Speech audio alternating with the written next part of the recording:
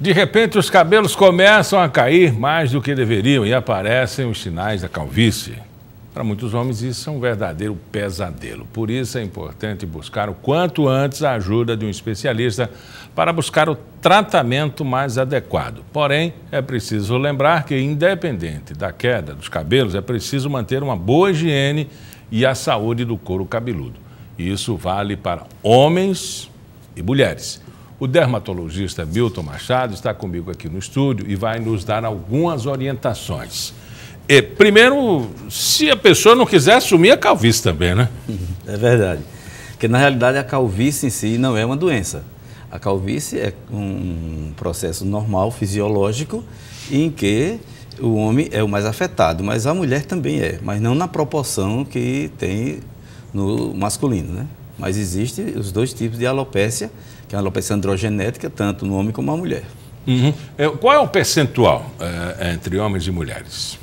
Os homens, o percentual de 25% começa a surgir aos 35 anos, a proporção que você vai chegando perto de 50, que vai diminuindo os hormônios, vai aumentando a calvície, que ela no homem é vinculada diretamente à testosterona. E nas mulheres, a partir da menopausa, né, que é muito comum, com a queda hormonal, ela começar a ter uma rarefação de pelos, não uma perda total como tem no homem, né? Vai perdendo gradativamente. O senhor falou que depende da testosterona, isso independente da virilidade, mas porque é dos carecas que elas gostam mais, né?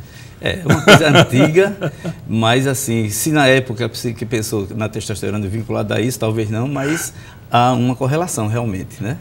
Não é que o careca é mais macho do que o outro, não, nada disso. Mas é uma dependência da testosterona por causa de um fracionamento de uma substância que tem chamada de hidrotestosterona, que ela é que vai ser efetiva no caso da perda de cabelo. Então, existe diagnóstico e existe tratamento? Existe. Qual é a melhor abordagem? A melhor abordagem para você verificar a calvície é você, primeira coisa, não ir por muitas propagandas assim fantasiosas, né? Ah, tem muitas, isso, né? Tem muitas. E você vai procurar um especialista, um dermatologista, uma dermatologista que ela tem condições de verificar aí a sua condição de perda de pelo.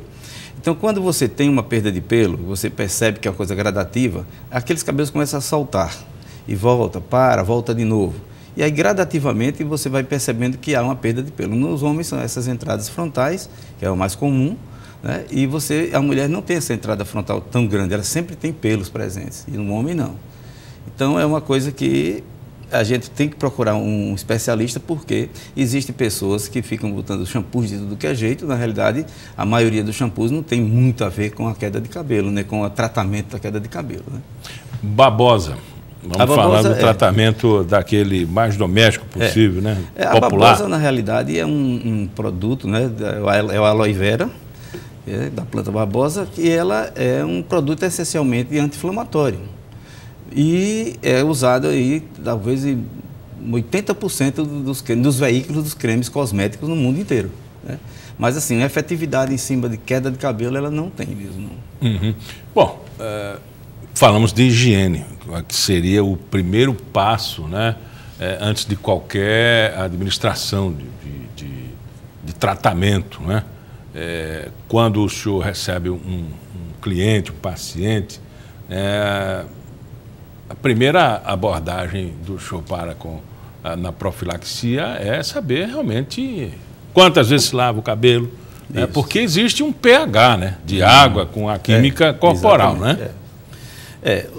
A higienização do couro cabeludo, ela é importante, porque você tem os resíduos do dia, da poeira do dia, da poluição do dia, que vai sendo retida nos cabelos.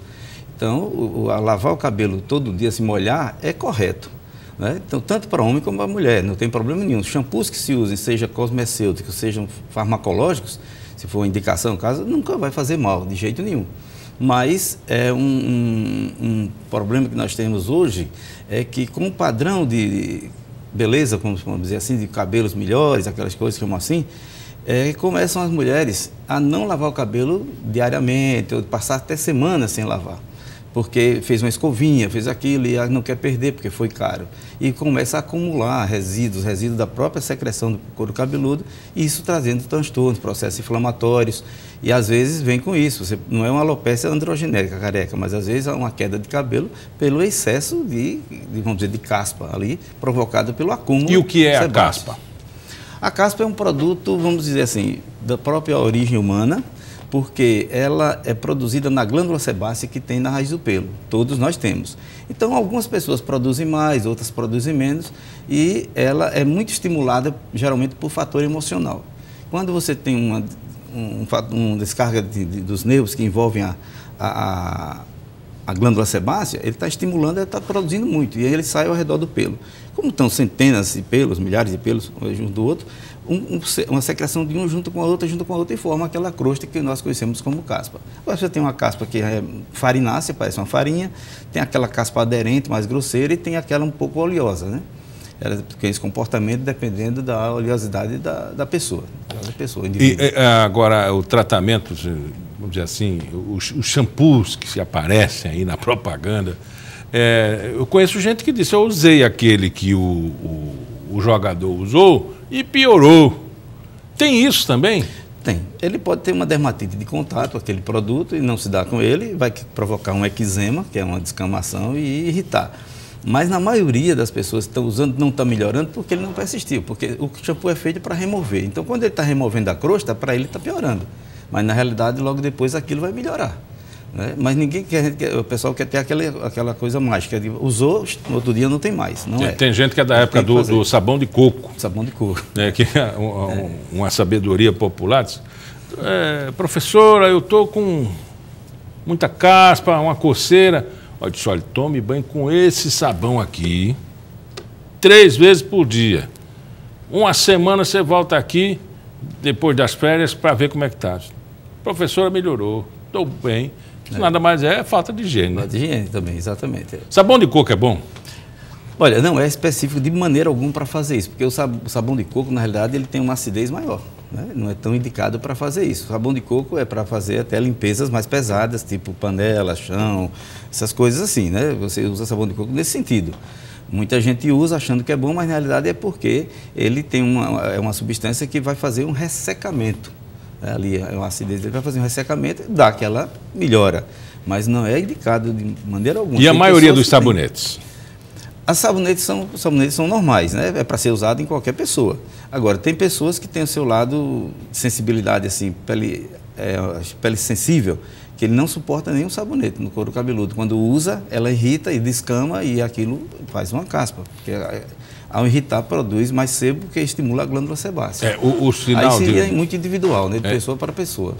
Acúmulo de caspa e um histórico de caspa preocupa também para a calvície? Não. Não tem não uma coisa com a outra, não, de jeito nenhum. E afora, assim, a genética, que é o processo natural, o que é que pode provocar a calvície? A calvície, ela é determinantemente genética, né? Então, se você tem um pai, um avô, um tio careca, você pode ter. Só que, às vezes, o seu avô é materno, o meu paterno não tem, mas a mulher transmite para você aquele gene e você amanhã vai ser calvo, em função dessa hereditariedade. Então, a causa da calvície é o lado, vamos pensar, inicialmente genético. Agora, o que é que causa a calvície? É a redução da circulação no microvaso que nutre toda a raiz do pelo. Doutor, e tem remédio para isso? Senão eu vou tomar um xarope de manhã, tarde e noite e nunca mais vai cair meu cabelo, vou ficar cabeludo. Essa fórmula mágica até hoje não existe de jeito nenhum, mas existe remédio para isso, tanto tópico como comprimidos. Que pode parar de cair, mas não provocar o nascimento de cabelo. Não provocar, porque quando você perde o cabelo totalmente, atrofia o bulbo, não consegue mais nascer, é só implante, né, que retira da parte occipital e coloca na frente. E aí você tem que manter. E muitas vezes até um implante mesmo você tem que manter a nutrição dele através da dilatação dos vasos, como o minoxidil, que é uma substância tópica, ou então do inibidor daquela casa da testosterona, da dihidrotestosterona, que é a finasterida. Se usa em uma quantidade mínima de 1 miligrama, que é para a pessoa ter o fluxo sanguíneo melhor naquele vaso para nutrir o pelo. E isso ele se mantém. Mas se ele suspende, meses depois começa todo o processo de novo. Então, quem usa isso é ad eterno, né? Tanto tópico como via oral. Bom, e no caso, como o senhor falou que é ad eterno, o implante seria, então, a solução definitiva acompanhada. Acompanhada, exatamente. A gente vê que pessoas que têm uma calvície precoce, aos 35 anos, essas pessoas que fazem uma opção para fazer um implante nessa idade, têm um resultado melhor do que uma pessoa com 50, 60 anos, porque ele tem um fluxo sanguíneo melhor, né? Ali na microcirculação da raiz do pelo. Então ele tem um aporte melhor, ele vai ter um sucesso melhor. Bom, mas depois dos 45 também, dos 40 e às vezes até um pouco mais tarde, o homem começa a aparecer diabetes, pressão alta. Tem alguma coisa que seja de inibidora ou preocupante ou contraindicada a um implante? Não, só se for uma pessoa que tenha uma diabetes assim, muito descontrolada, ele tem que ter muito cuidado, porque de qualquer forma você vai fazer pequenos ferimentos no couro cabeludo, né? E você pode ter processo infeccioso.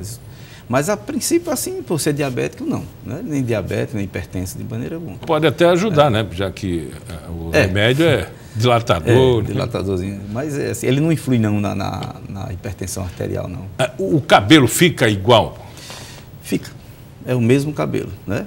Você vai recuperando lentamente. A gente percebe, às vezes, fica aquele cabelo de boneco um pouco mais grosso. Não, mas é porque foi a metodologia aplicada ali no transplante capilar, ela não foi assim bem adequada. A colocação dos pelos em formas figuradas dá o sentido de cabelo de boneco, né? Então, que hoje nem se usa mais. Mas hoje também ninguém é perfeito, né? Tinha que fazer igual a Deus. Não pode. Igual a genética. Não tem jeito. Então, é aquela pessoa que às vezes chega para um médico, para um cirurgião plástico, que é mais pessoas que fazem mais a recuperação o implante de cabelos, viram para ele e dizem, doutor, eu quero colocar pelo até aqui. Não é, você tem que ter um padrão, até um pouco avançado da testa, para manter o padrão correto, masculino da coisa, entendeu? Não é só botar, se fosse assim, colocava no meio da testa. Mas isso tem todo um padrão. Então, quem faz uma coisa um pouquinho errada assim, aí fica a estética muito chata, né? Se apresentar as pessoas dessa forma, né? Mas alguns não, alguns até ficam exatamente. Bem adequado, né? Sou Milton Machado, dermatologista, muito obrigado pela entrevista. Ok, eu aqui agradeço. Pauta especial fica por aqui, voltamos amanhã às 11h30 da manhã com reprise às 7 da noite. Até lá.